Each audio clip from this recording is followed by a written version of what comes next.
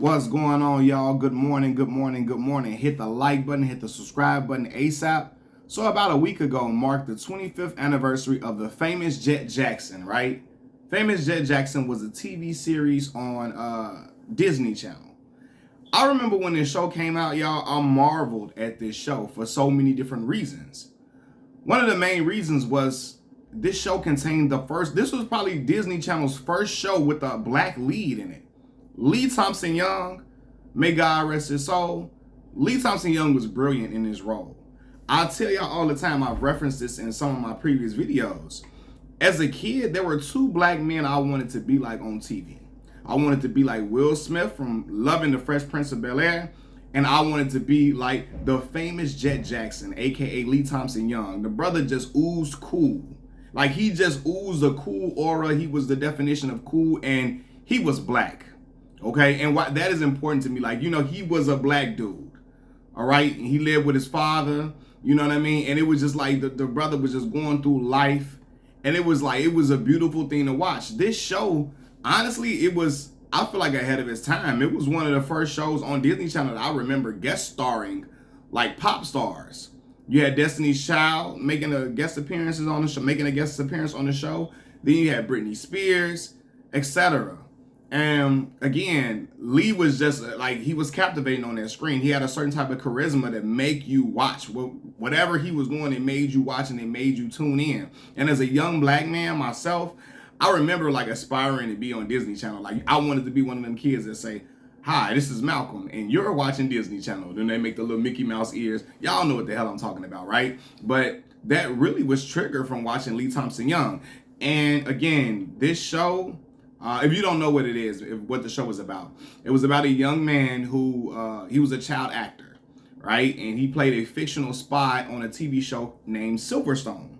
The show was shot in L.A. on the actual show. His fictional show was shot in L.A.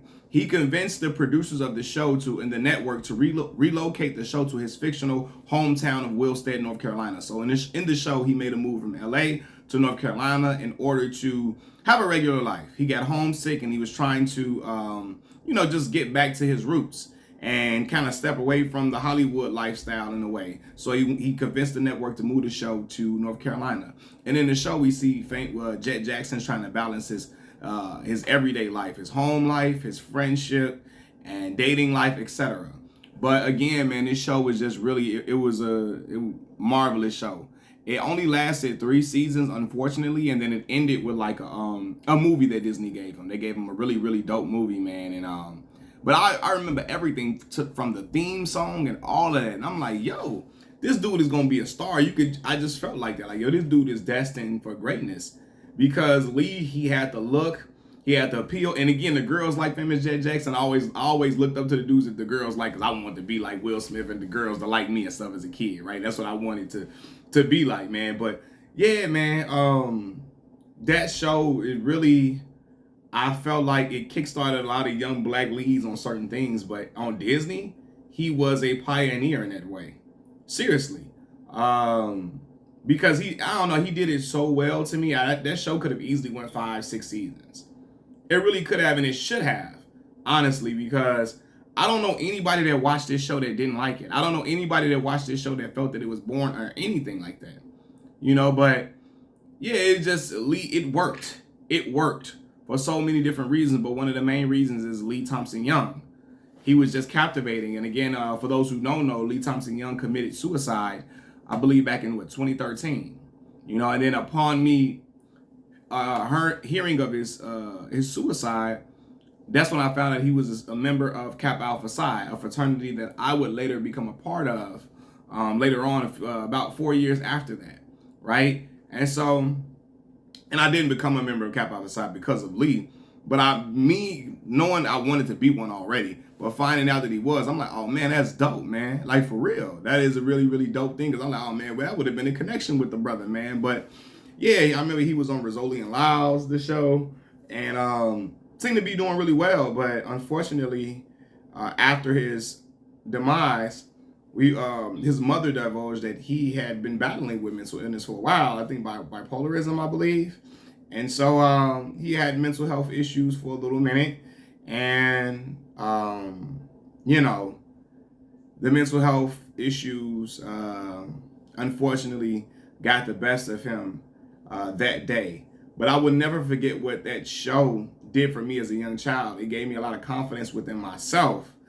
And not just that I can be on television and be behind the screen. It definitely did that too. But I don't know, man. It just gave me a certain kind of, like, Jett was so cool without trying to be like over the top.